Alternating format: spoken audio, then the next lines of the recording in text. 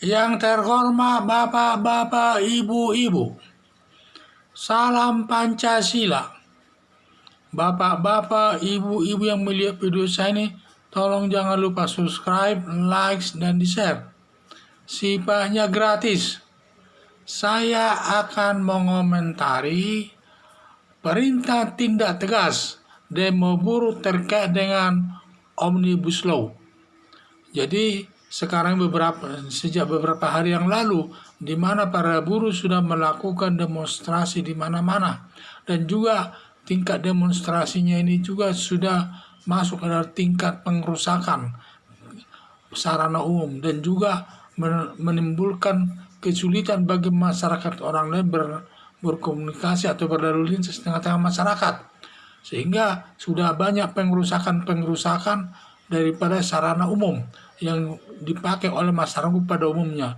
Akhirnya saya lihat, para demonstran buruh sudah bertindak melakukan tindakan yang melakukan pengerusakan sarana umum.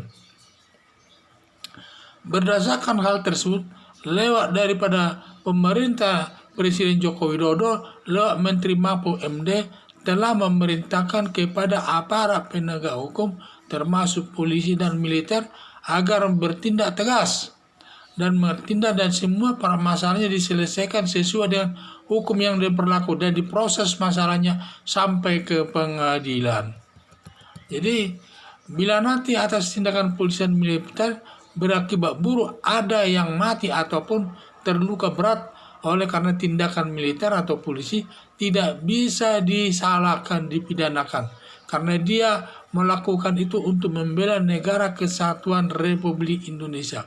Karena bagaimanapun negara kesatuan Republik Indonesia jauh lebih penting daripada para buruh demonstrasi tersebut. Karena kita juga untuk merebut kemerdekaan Indonesia itu mengorbankan nyawa manusia dan harta benda yang tidak ternilai harganya untuk mengusir penjajah Belanda dan Jepang dari Indonesia ini. Jangan setelah kita merdeka, kita merusak lagi masalah kemerdekaan kita ini. Kita harus mempertahankannya. Makanya di sini militer harus benar-benar bertindak dan juga polisi bertindak dengan tegas dan melakukan penangkapan dan bila perlu tindakan-tindakan di lapangan yang menimbulkan keresahan di tengah harus ditindak secara tegas. Itulah harapan saya, karena pemerintah bertindak tegas sesuai dengan asas hukum pidana, dia untuk melindungi di negara Indonesia ini dan tidak bisa dihukum. Itu. Jadi para buruh ini harus belajar dari kasus Tiananmen di Cina, di mana para demonstrasi di Cina pada waktu itu dibubarkan tapi tidak mau bubar. Akhirnya militer mengambil tindakan, yaitu pansernya itu menggilas semua demonstran tersebut, yang berakibat 75.000 orang yang mati. Dan Perserikatan Bangsa-Bangsa Indonesia, Perserikatan Bangsa-Bangsa negara di dunia ini tidak berani yang protes, karena itu haknya negara untuk melindungi negaranya dari gangguan-gangguan maupun demonstran dari tengah-tengah masyarakat. Itu pemerintah dilindungi dalam hal ini dari segi hukum pidana. Jadi yang saya harapkan, saran saya kepada para buruh, supaya para buruh menerima undang-undang Cipta Kerja Omnibus Law, karena ini menguntungkan buruh sesuai pernyataan para ahli ekonomi dan pengakuan internasional.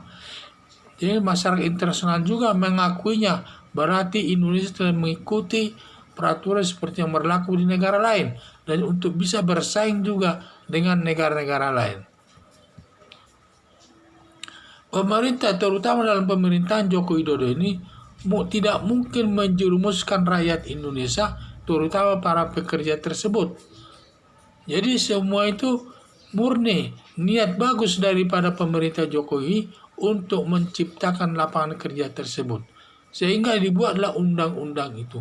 Karena untuk membuat undang-undang itu banyak sekali peraturannya, ada sekitar 2.500 peraturan yang dipangkas sehingga menjadi 75 undang-undang yang tadinya 2.500 lebih.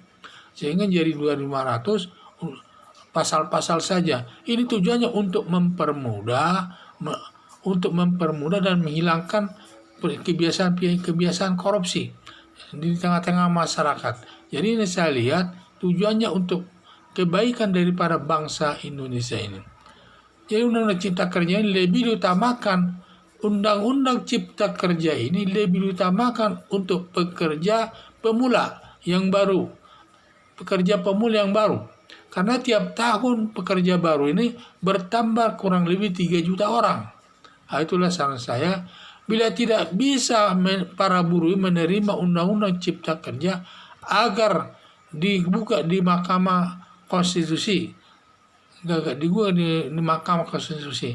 Karena negara kita sebagai negara hukum, semua permasalahan supaya diselesaikan lewat jalur hukum. Kalau tidak bisa lewat demokrasinya, diselesaikan lewat jalur hukum. Jadi para buruh jangan memaksakan diri dengan demonstrasi. Bagaimanapun pemerintah jauh lebih kuat terutama daripada para pekerja tersebut. Karena pemerintah itu terutama ada militer dan polisi yang melakukan tindakan untuk itu, dan tindakannya sah sesuai ketentuan hukum yang berlaku. Ya, harapan saya, janganlah berbuat para buruh ini jangan lagi melakukan demonstrasi. Terimalah undang-undang Omnibus Law ini. Kalau memang tidak bisa menerima, gugat saja di peradilan Mahkamah Konstitusi. Sekian dan terima kasih.